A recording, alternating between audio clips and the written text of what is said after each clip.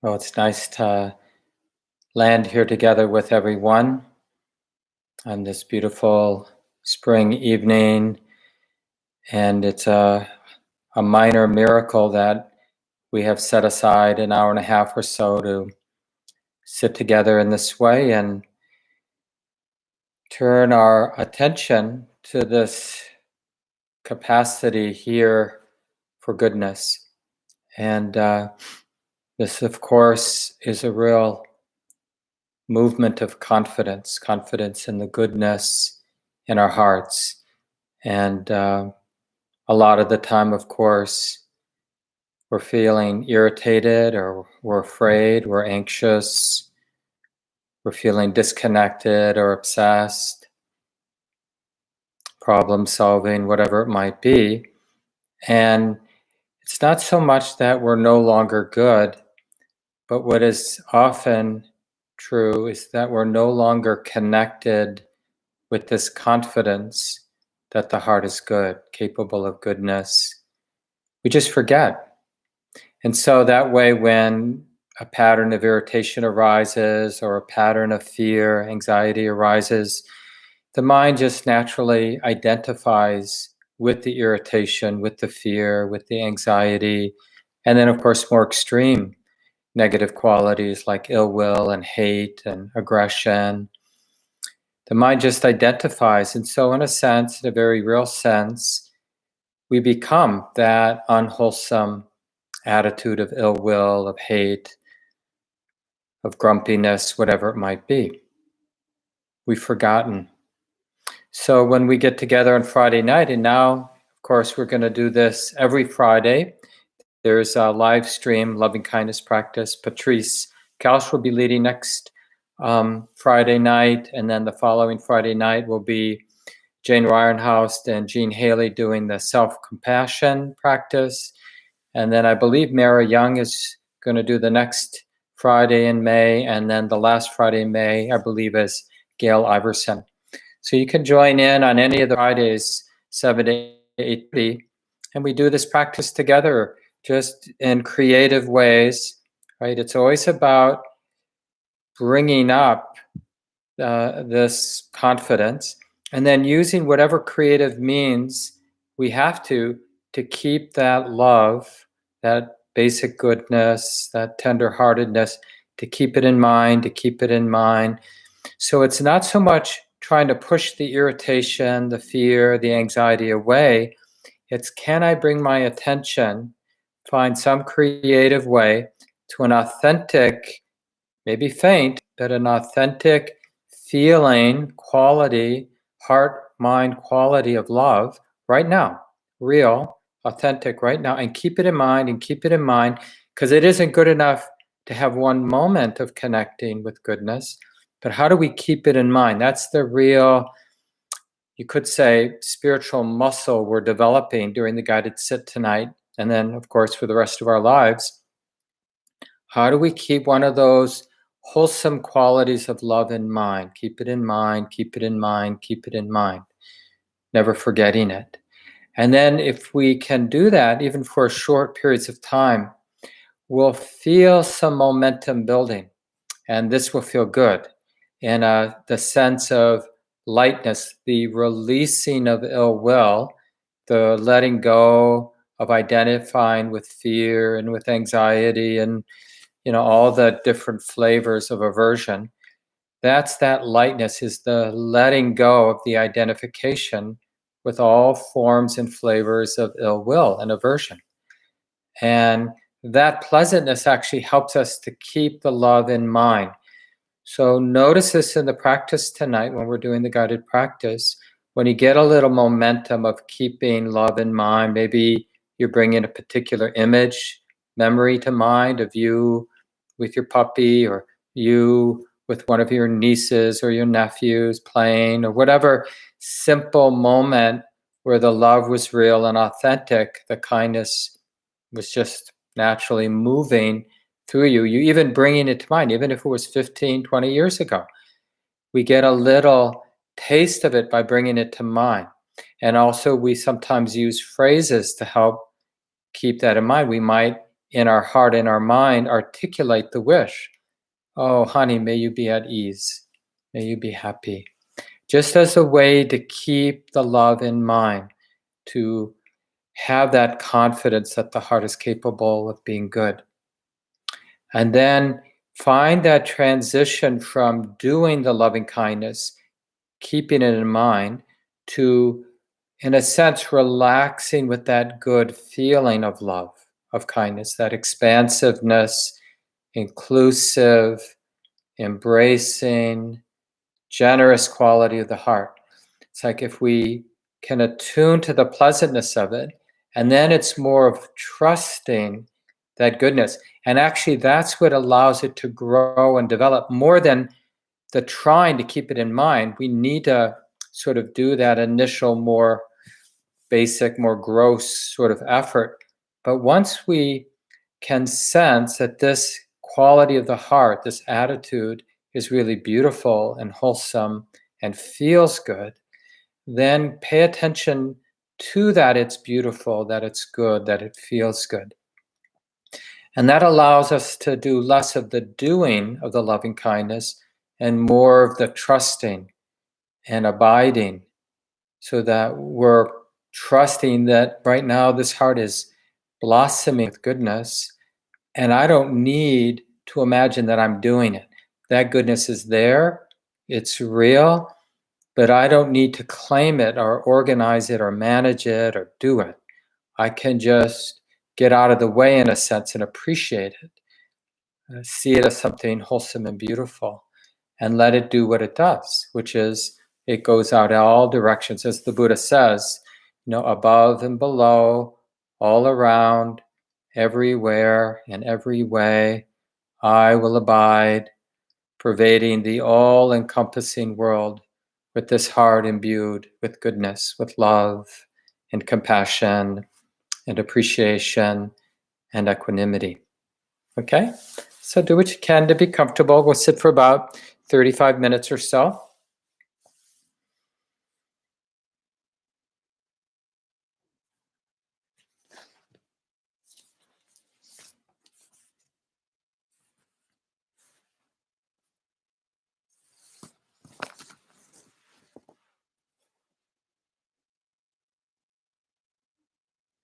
So we take a little time and just articulate for ourselves in our heart why we're here.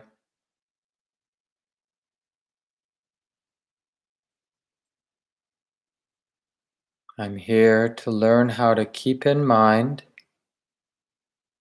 to keep attuned to the goodness that's already here, this capacity to care,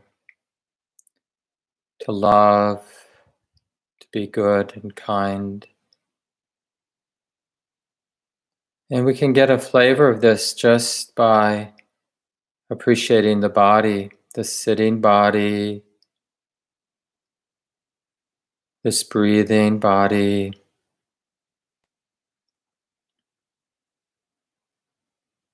Just appreciating the elegant complexity of the body, its resilience.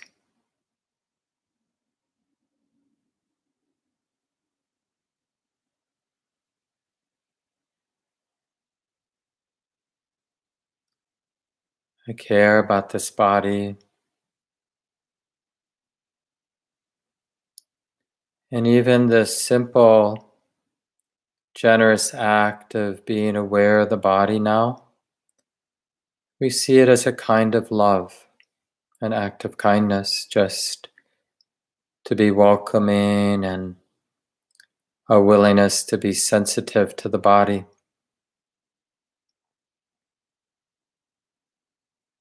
I'm not afraid to be here in the middle, feeling what's here to feel in this body at this time. And I offer this generous awareness of body as a simple act of kindness right now. generously receiving the different sensations. I'm not picking and choosing, I'm saying yes to the totality of the experience now in the body.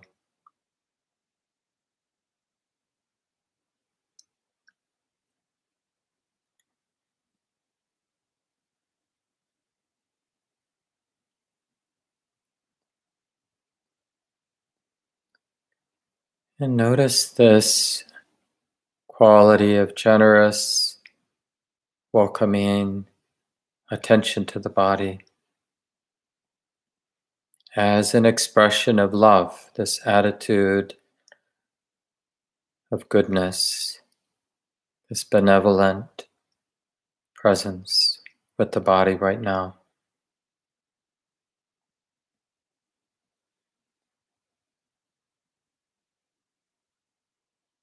And you might notice other flavors of this goodness, like patience and forgiveness and appreciation, gratitude, compassion for any heaviness or painfulness there may be in the body now.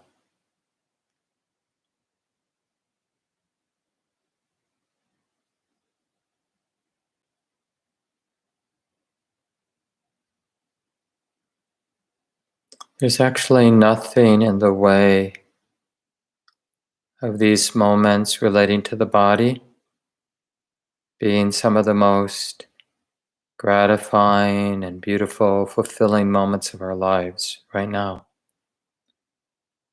What are we waiting for? We have this opportunity to experience some truly healing, beautiful moments. Just connecting or opening to this creature, this body right here, right now.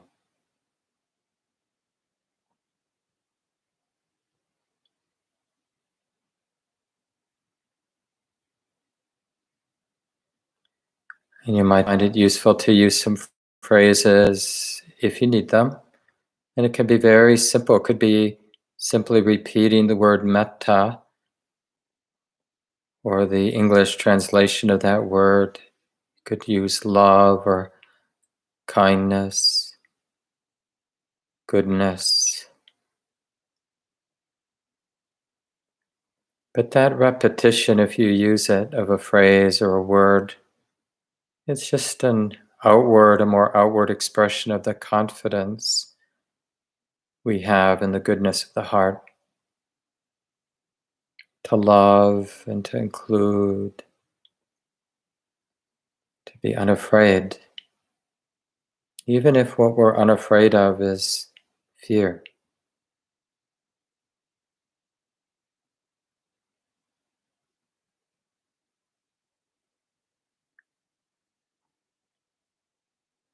I care about this body.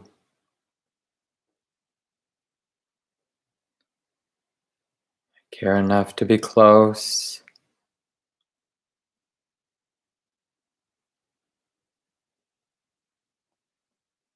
I care enough to keep this body in mind, to not forget, and to relate in this generous way, this full and kind presence.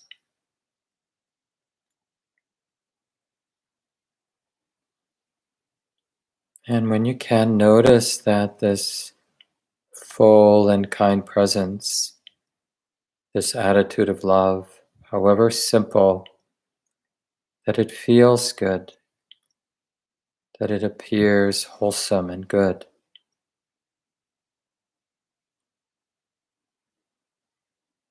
So little by little, we're learning to abide in love, to trust it.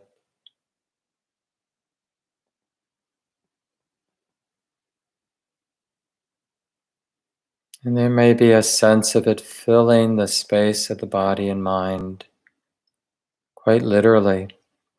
Everything here in the mind and body feels touched, affected by this love.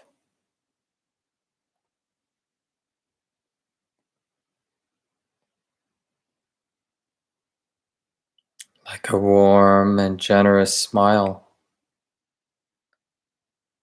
that has the capacity to touch and affect everything.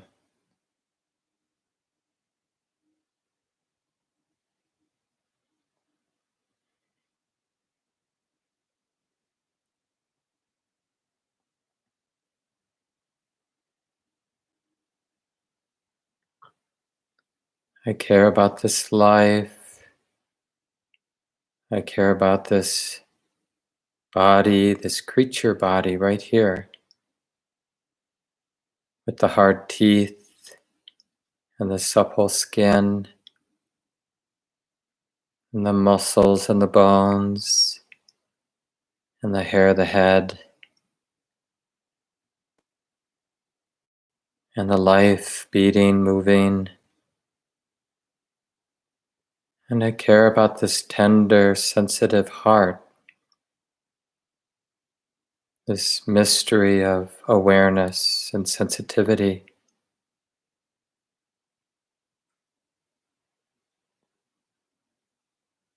I care enough to be right here, generously present.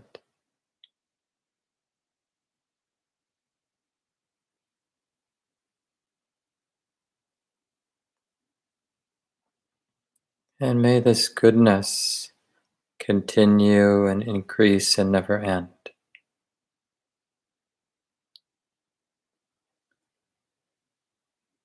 Abiding with this beautiful attitude, quality of the heart of love.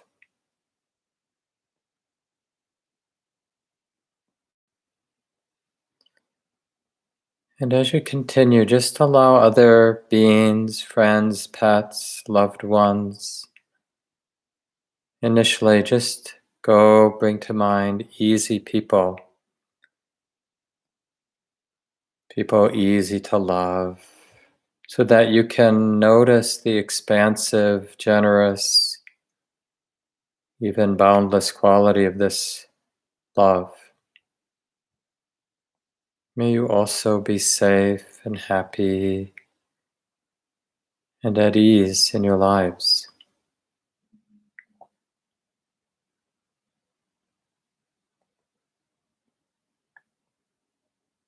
And in those moments when the feeling, the attitude of love is strong, then just notice the expansive goodness, the expansive good feeling of love. Really rest and trust, allowing it to be boundless, to go off in all directions, everywhere and every way. I will abide, pervading the entire world, all beings with love, abundant, exalted, immeasurable,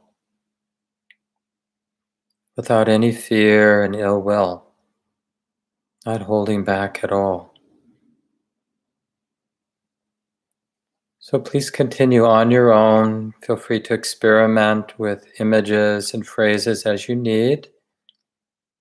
But when the feeling of love is strong, then let that all fall away and just keep in mind the beautiful, pleasant feeling of love. And just trusting that expansive goodness.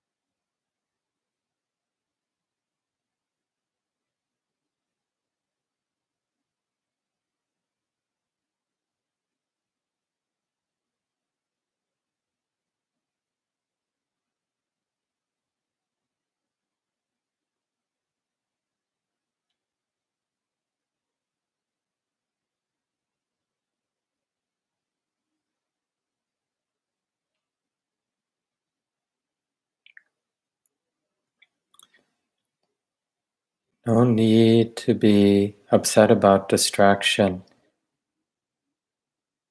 Because there's this possibility of beautiful healing and a really good, wholesome feeling, we keep directing the attention back to metta, to love, creatively, skillfully, keeping it in mind because it leads to an emotional healing, it leads to a good inner feeling. So why wouldn't we keep it in mind? Doing our best, starting over, whether you come back to the body and realize I care about the body, or you might come back to some memory where the quality of love was very clear and the sense of its goodness was very clear. May this love continue, may it increase, may it never end. I often use that phrase the Buddha taught, I will abide, pervading all quarters, above, below, all around, everywhere, and every way. I will abide, pervading the all-encompassing world with love, abundant, exalted, beautiful, free from all ill will, from all fear. I will abide. I'm going to trust this.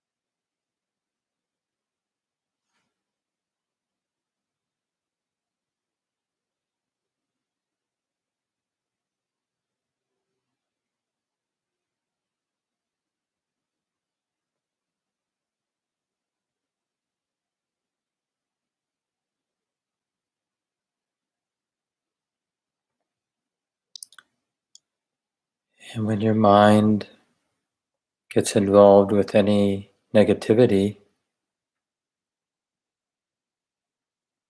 starting over might mean initially just having some compassion, some kindness about that drama the mind's gotten entangled with. Oh, yeah, feels like this. It's like this now. Sometimes it's like this, and I care about that. I'm not afraid of the way that it is right now, my mind and my body and this heart.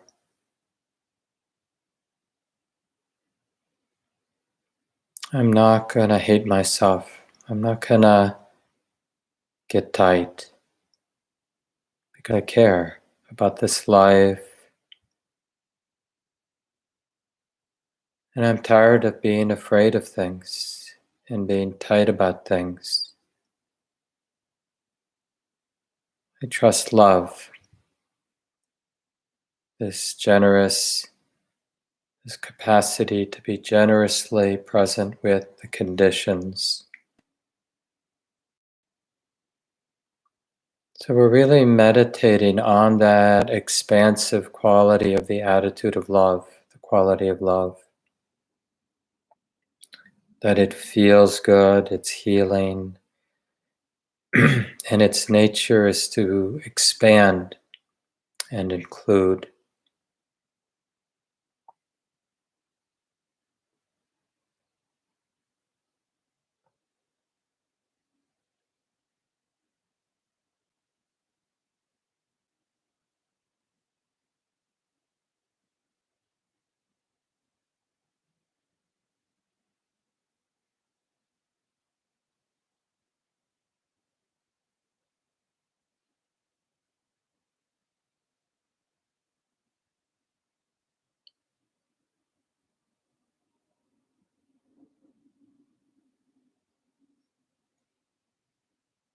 And sense, if you can, the heart like a simple but beautiful, radiant, warm light,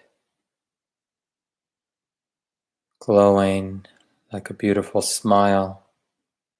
The body is touched, and it just flows out in all directions because it can. Very natural, uncontrived way. I will abide, pervading all the quarters and above and below, with this heart imbued with love.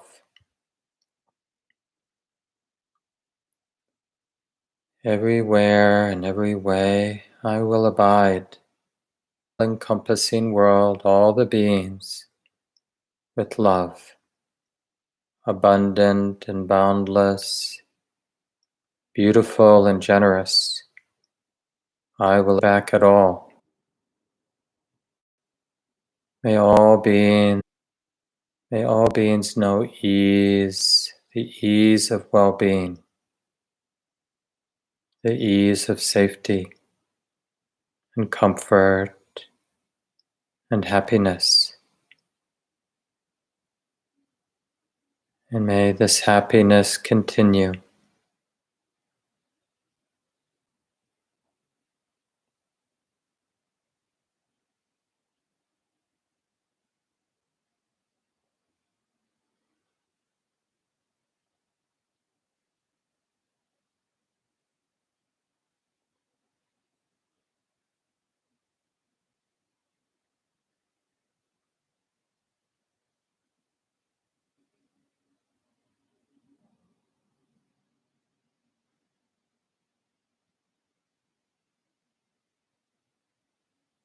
Learning to let love move.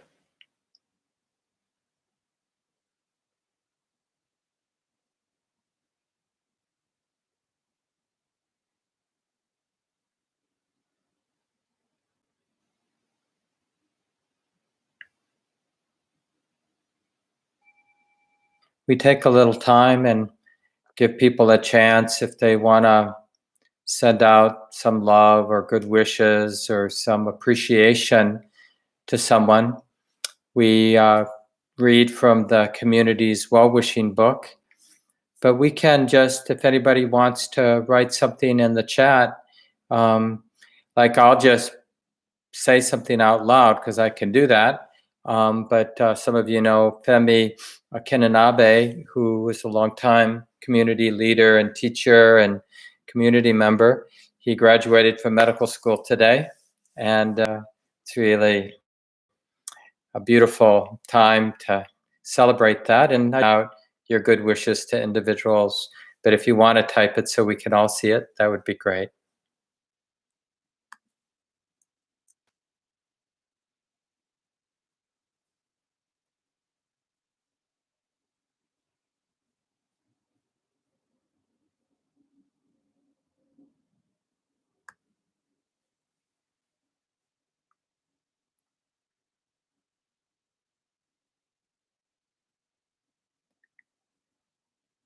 Himwen, would you talk?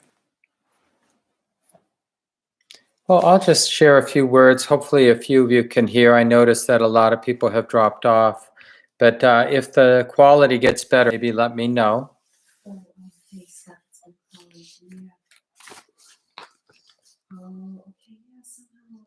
We have our IT person checking on the speed. We'll see if it gets any better. 1 second.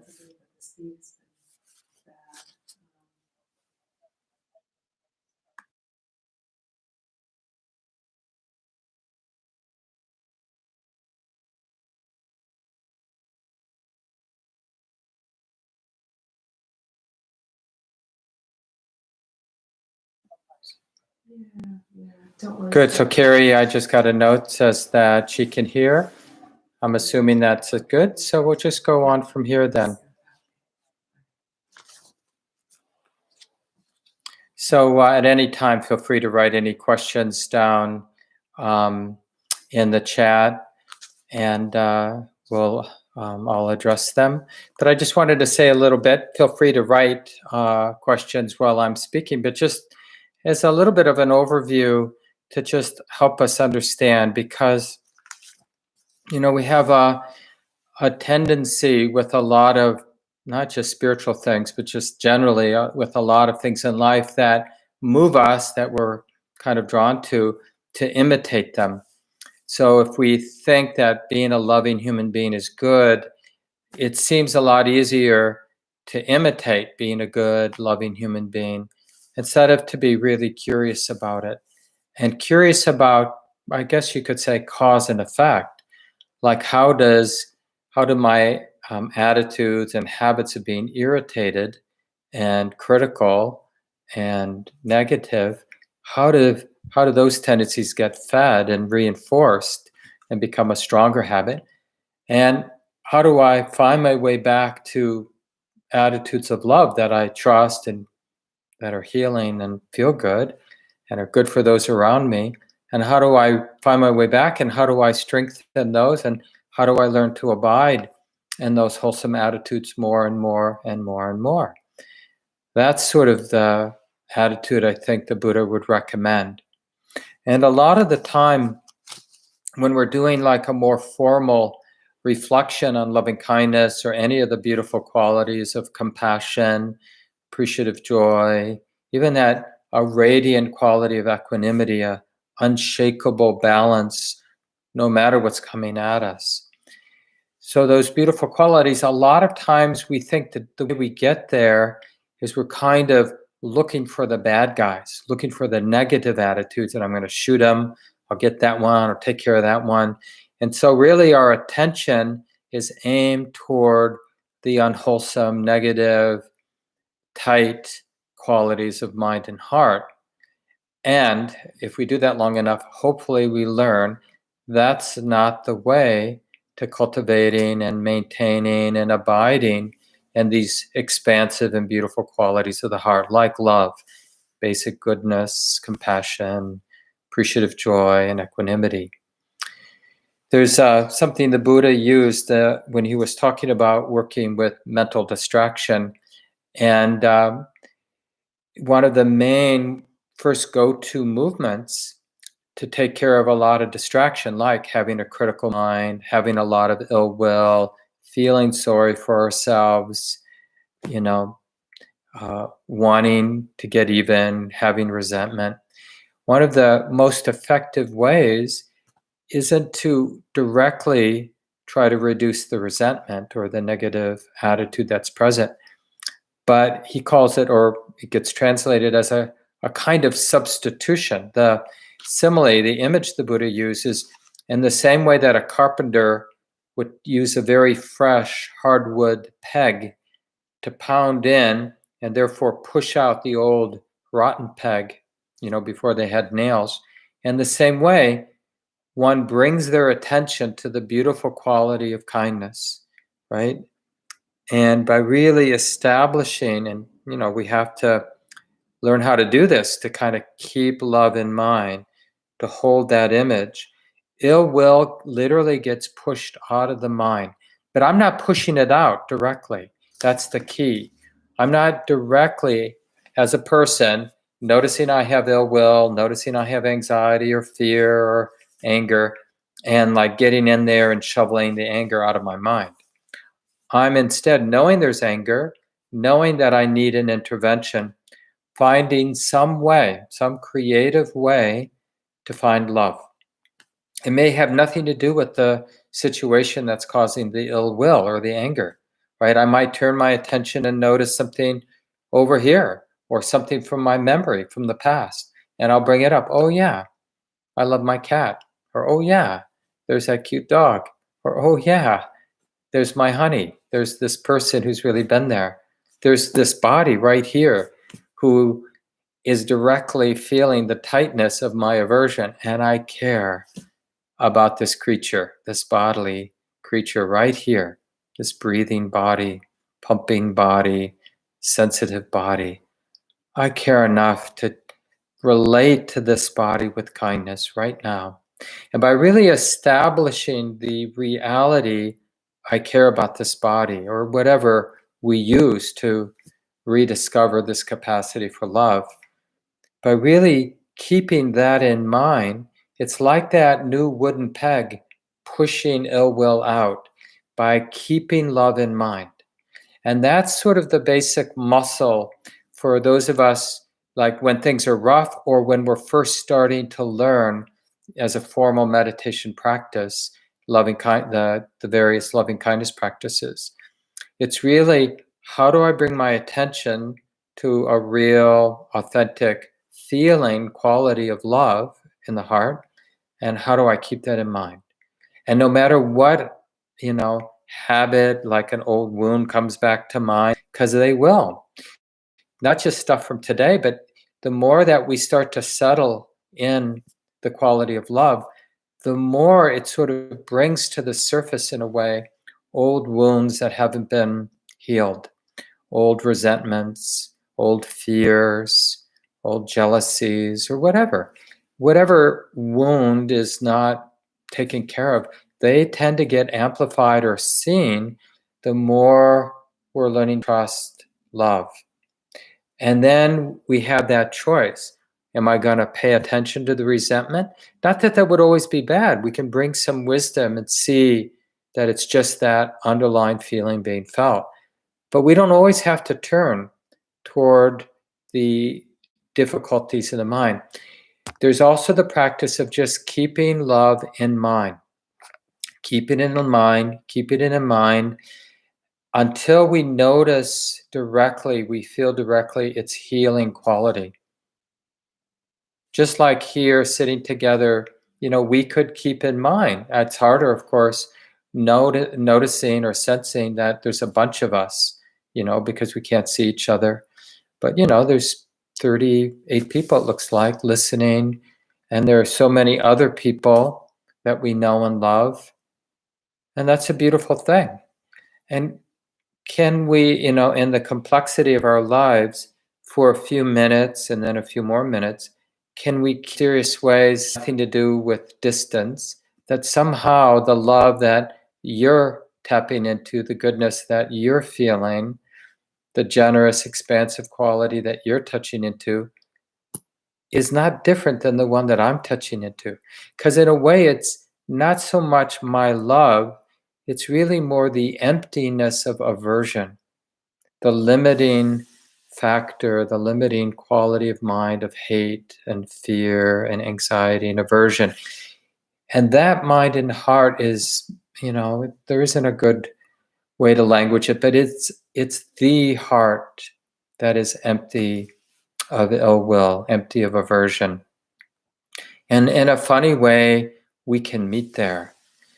And we can learn to sense that in each other, that capacity, sometimes manifesting right there in the interaction with another person, sometimes not.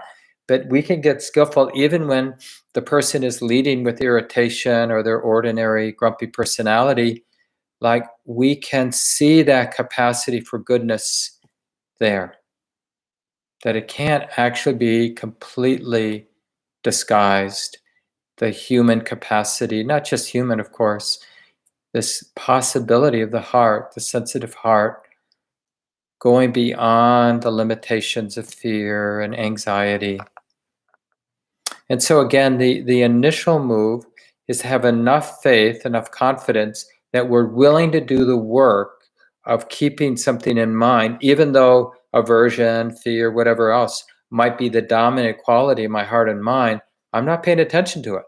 I'm skillfully training my mind to keep this in mind. It's subtle, it's more maybe hidden.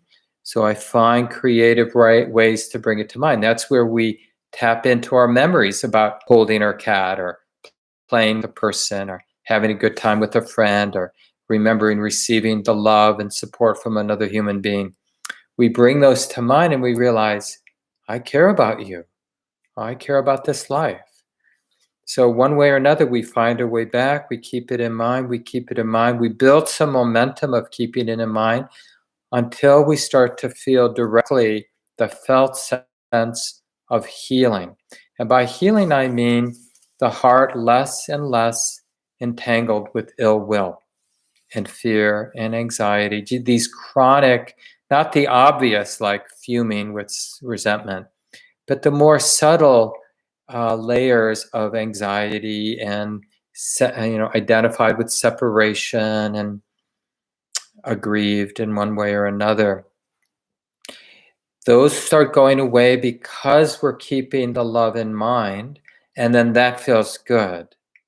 And then we really want to notice that pleasantness, that inner pleasantness of healing, of the releasing of ill will, because it has that expansive, generous, open, inclusive quality.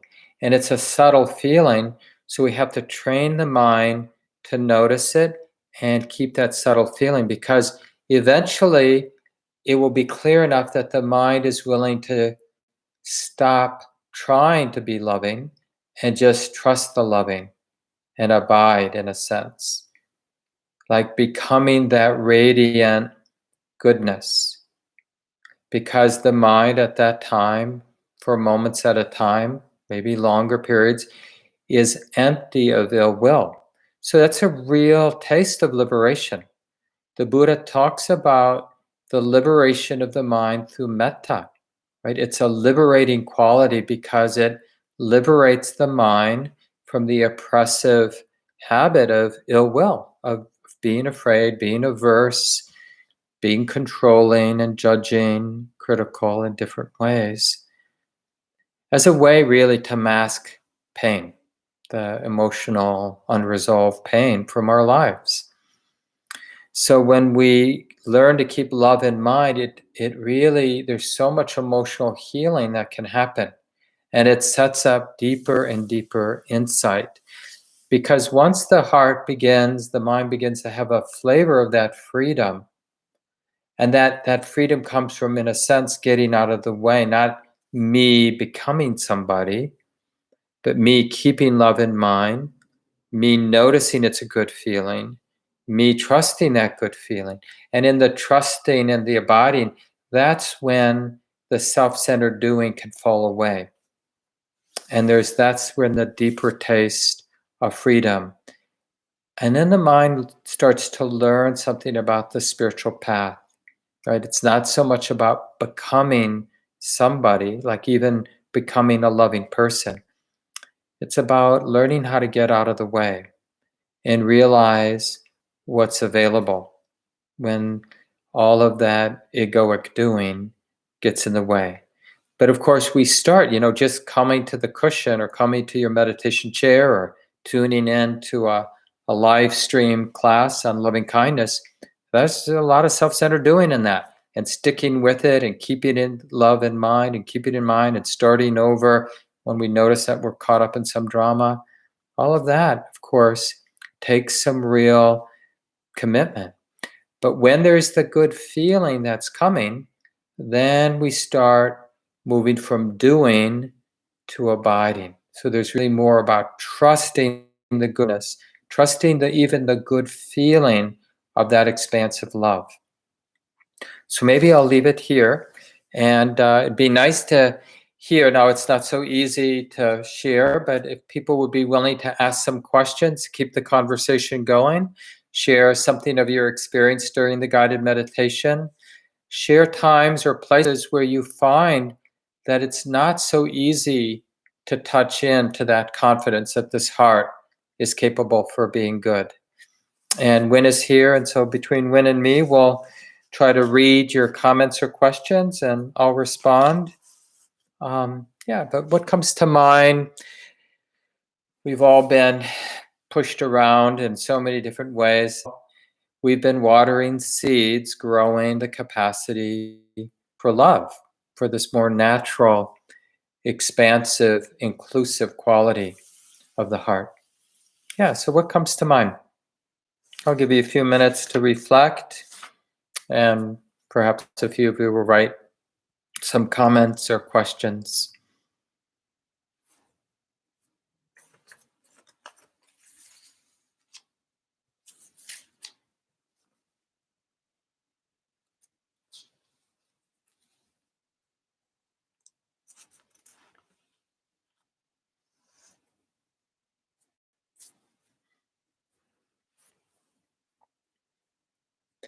And why don't you see if you can write a chat? Because I noticed nobody's chatted for a while, so I'm wondering if even I just want to make sure it just could be a couple words. Yeah.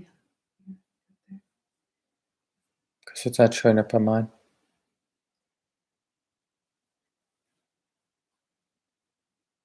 Oh, there it is. Good. Great. Well, I have a question for you then, if you don't have any questions for me. So, like, one thing that we can reflect on is is like, how do we find our way back to the different qualities of love?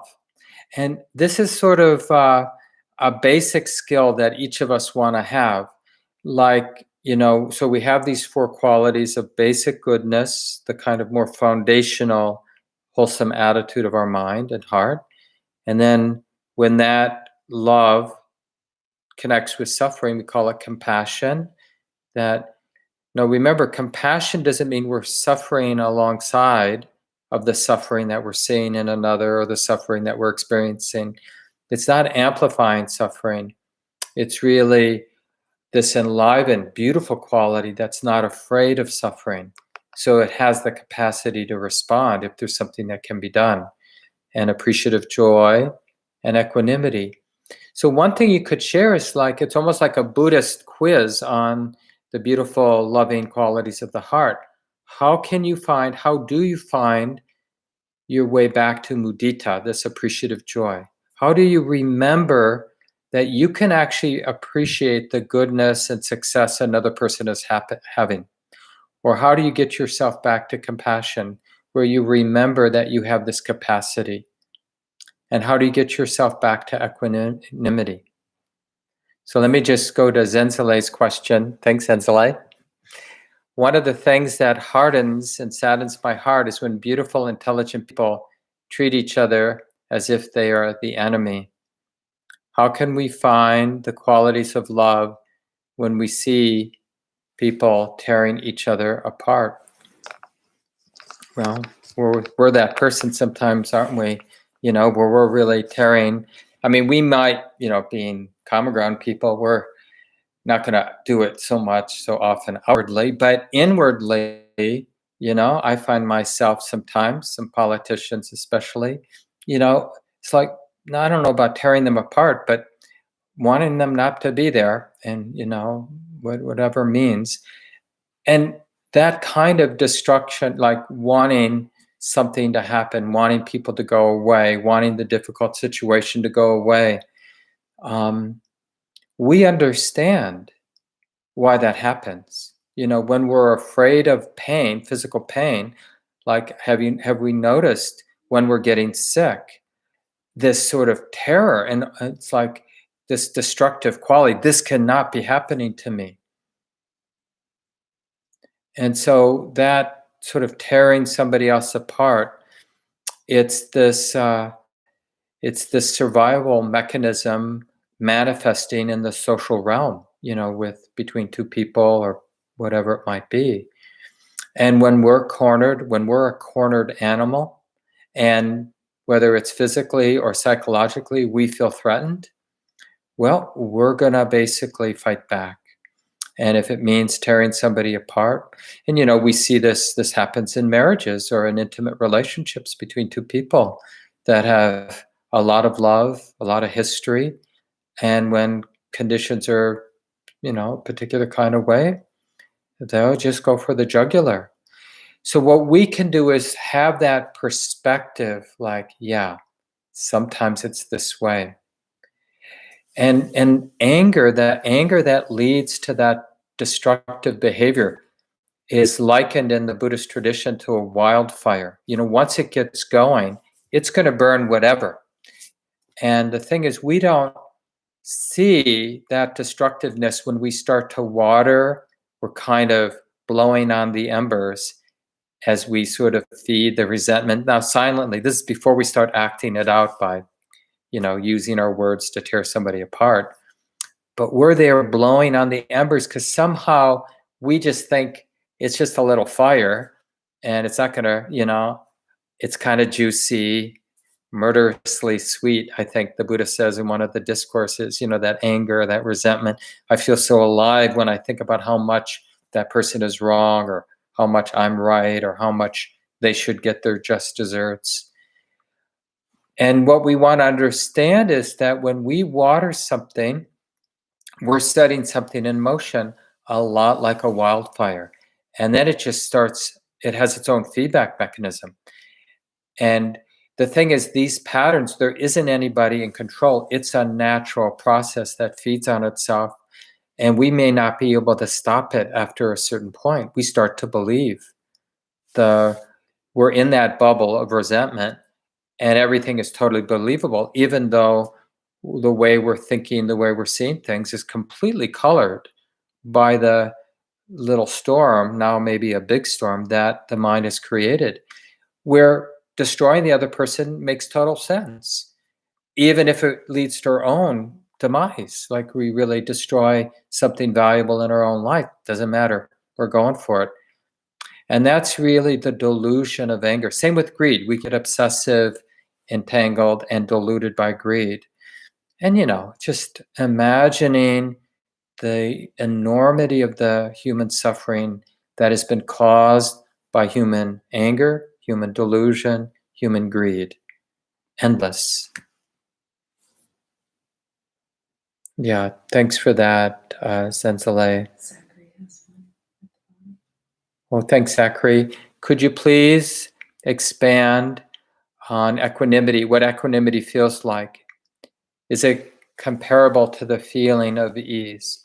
Well, with all four of these beautiful qualities of the heart, as the sense of separation, which is kind of the normal view, right? We're operating in the world from a sense of self, being apart in a fixed and permanent separate way.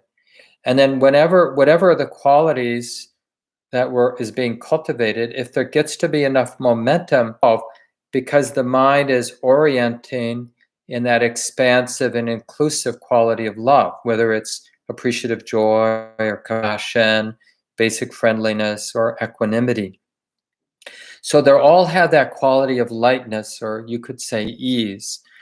But what distinguishes equanimity is more that stable, unflappable balance, even with confusing and ambiguous circumstances. You don't know what end is up. You don't know who's good or who's bad, or what I should do, what I shouldn't do, or is this dangerous or is this safe? So you're in life and it's ambiguous, it's confusing, it's uncertain. And you notice there is something in this mix that feels and seems stable and balanced and even and unflappable.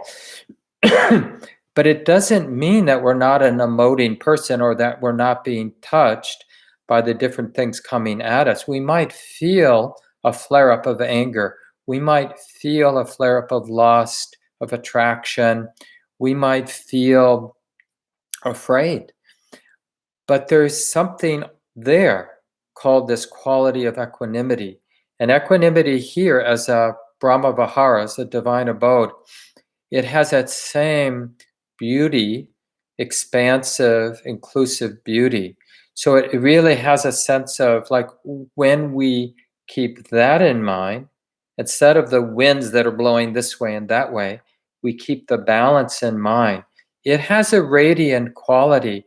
It's a little different than the compassion and the metta. It has a cooler feeling than a warmer feeling, because it's a sort of understanding that everything can be as it is. I'm not saying it's good. It's just that, as I think Sylvia Boorstein wrote in one of her books, everything is breathtakingly the only way that it can be. My heart, seeing this with equanimity, can now respond in a compassionate, kind way. Yeah, thanks for that, Zachary.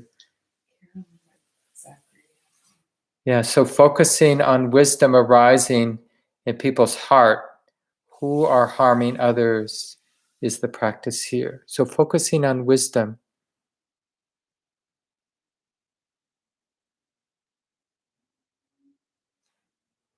And then Mary Laurel writes here, how do we know if we have brought to mind enough intensity of love to match the situation that we are in? Yeah.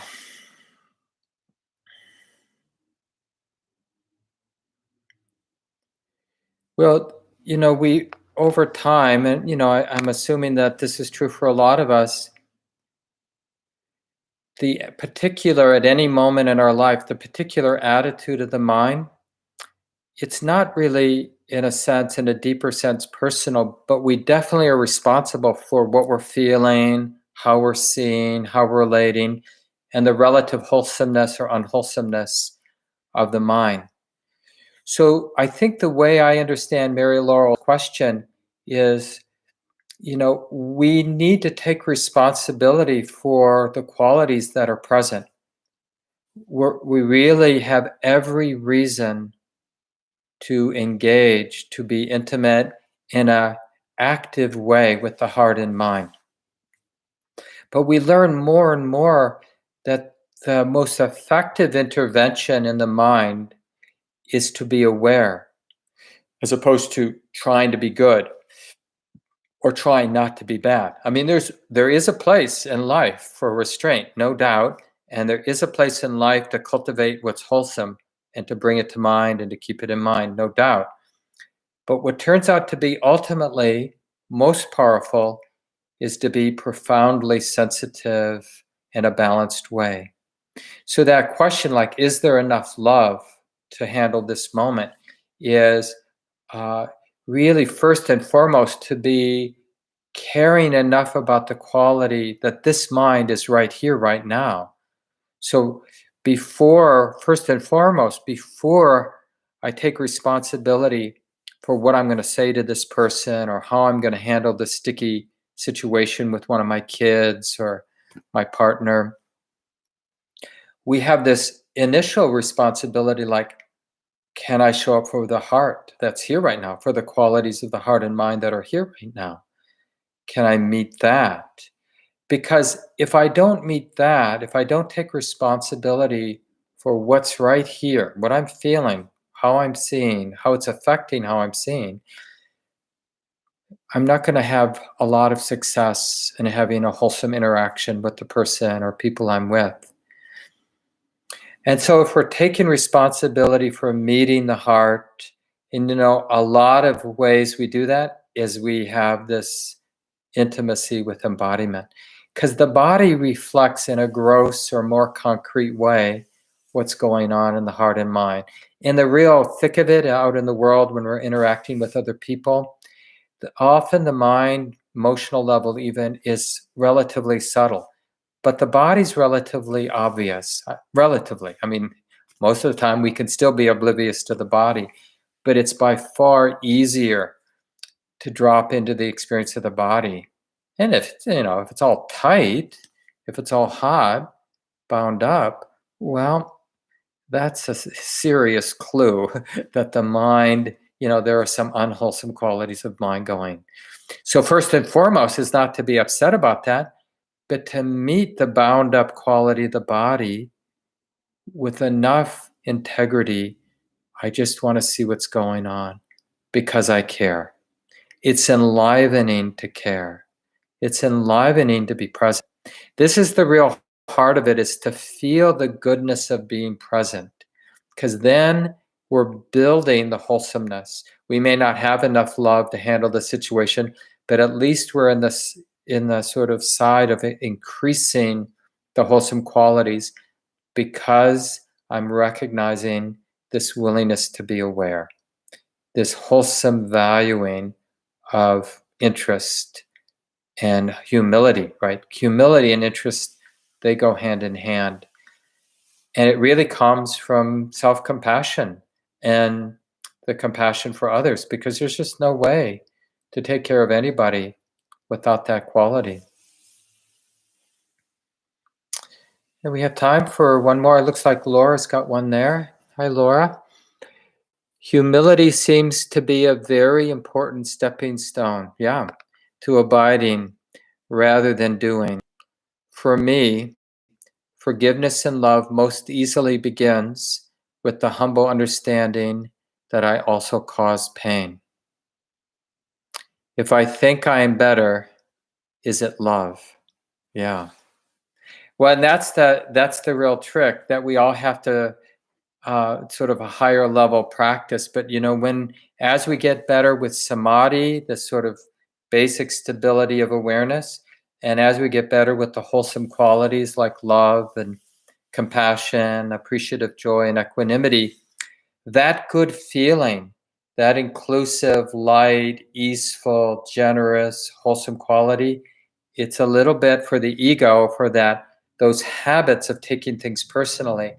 It's seductive and intoxicating.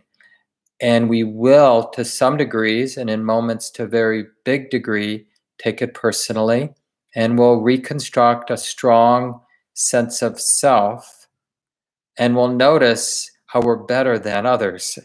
And on some objective standard, in a moment, we might have more wholesome qualities than another person. So there's some relative truth to some of these conclusions.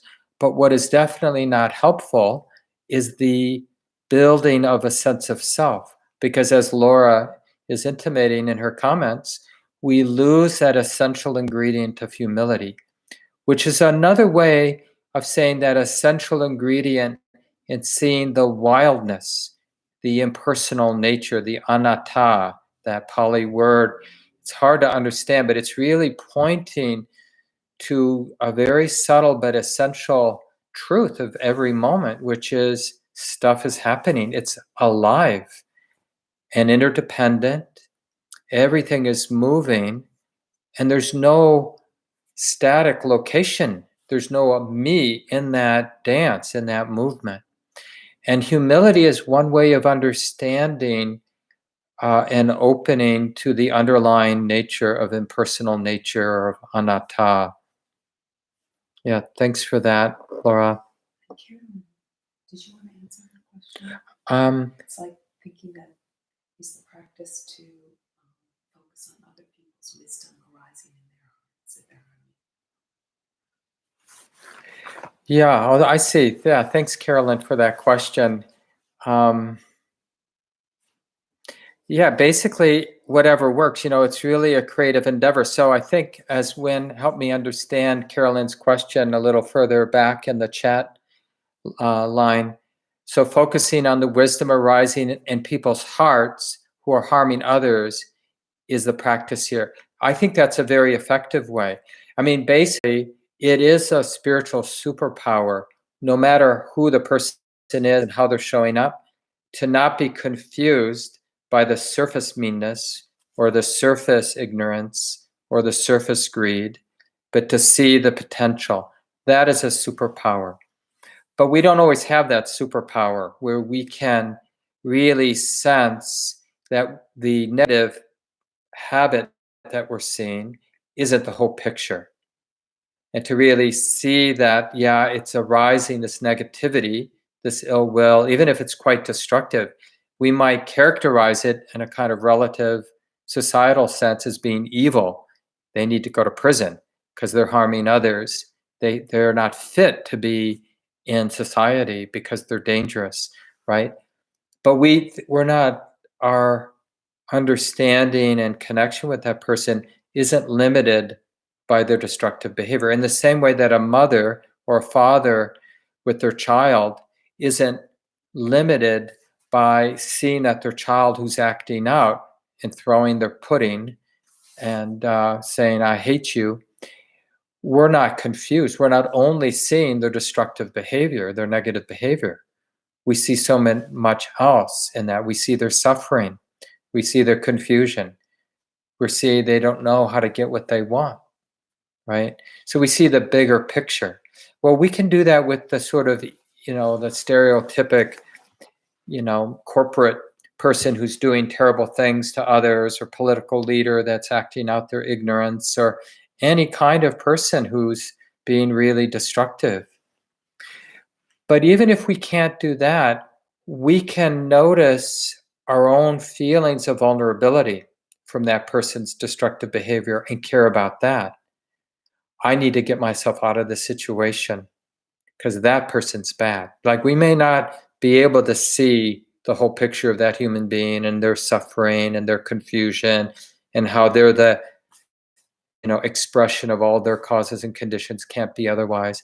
But we can feel our own exposure, our own suffering, and we can care about that. So whatever works actually to get the heart reconnected with qualities that we trust, like these 4 beautiful qualities of the heart and mind. Yeah, any last comments or questions?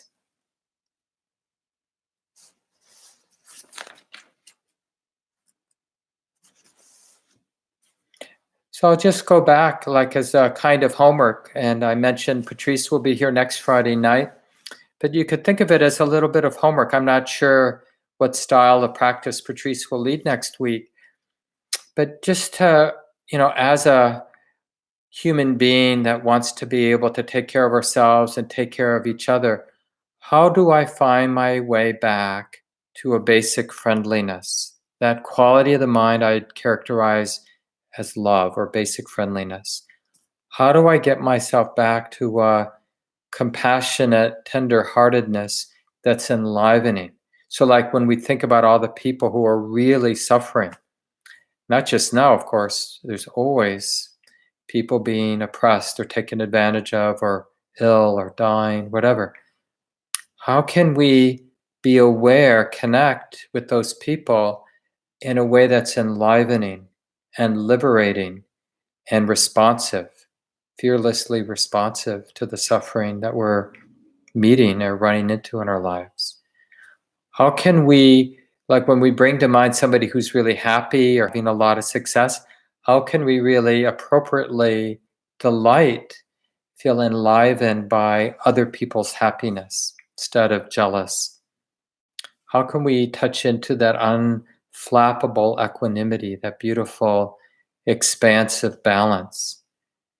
So it's like that is our responsibility to creatively, with our memory, with phrases, with ideas, with like what we pay attention to, be able to uncover that capacity to appreciate joy or to connect and respond to suffering in an enlivening way, or to be friendly, or to be balanced when things are ambiguous or confusing.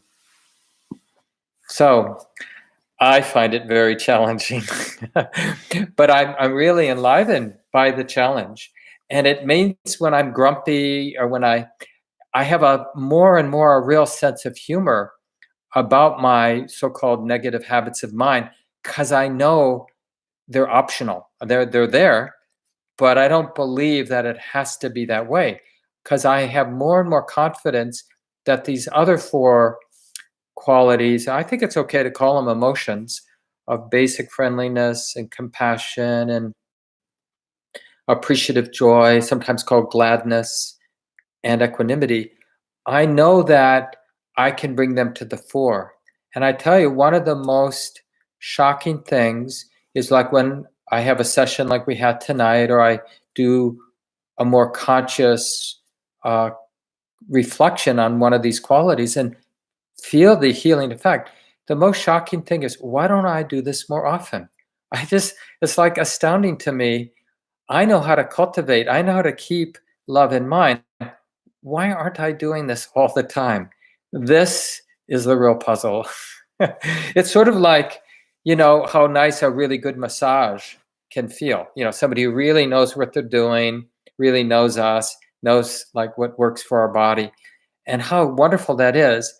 Like if we could have that at any time, well, we would take advantage of that. And it's the same thing, I think, with the loving kindness practices. We can do this all day long. And the fact that we're not actively involved in keeping it in mind, not in a kind of I should, but because it feels good. It's enlivening. You get more energy than you put into it. Why wouldn't we? Well, I think the answer is we're deluded. We think worrying about this and planning that and complaining for some strange reason is more enjoyable or effective or whatever, or just it is our habit, I think. So nice to be with you all tonight. I'm wishing you all great safety out there. I do have a few announcements. So I mentioned that the Loving Kindness group will be continuing every Friday night. And tomorrow, let's see what's coming up next. So Sunday morning, I'll do the morning practice group at 10:30. And then Monday, the next Buddhist Studies begins, Compassion and Wisdom. People are welcome to sign up, so you can get the emails with the readings for that.